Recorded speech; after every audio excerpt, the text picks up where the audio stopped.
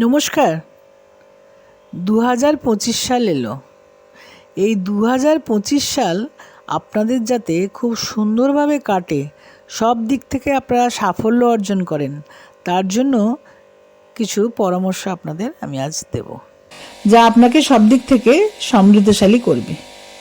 প্রথমত, আপনার বাড়িতে যেসব গুরুজনরা আছেন আপনার কাছে, তাদের সম্মান করবেন এবং যতটা সম্ভব তাদের সেবা যত্ন করার চেষ্টা করবেন। যদি কোনো গুরুজন আপনার কাছে না থাকে, আপনি একা থাকেন, তাহলে আপনি তাদের একটি ফটো নিয়ে আপনার পার্সে বা পকেটে রেখে দিন সবসময়।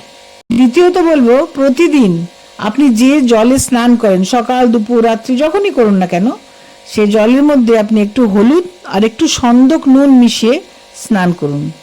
আর তৃতীয়ত বলবো যে প্রতি সোমবার শিবের মন্দিরে গিয়ে এক ঘটি জল নিয়ে গিয়ে যদি শিবকে খুব ভালো করে ঘষে ঘষে স্নান করান, তাহলে আপনি এই 2025 সালকে আপনার হাতে মুঠোয় রাখতে পারবেন।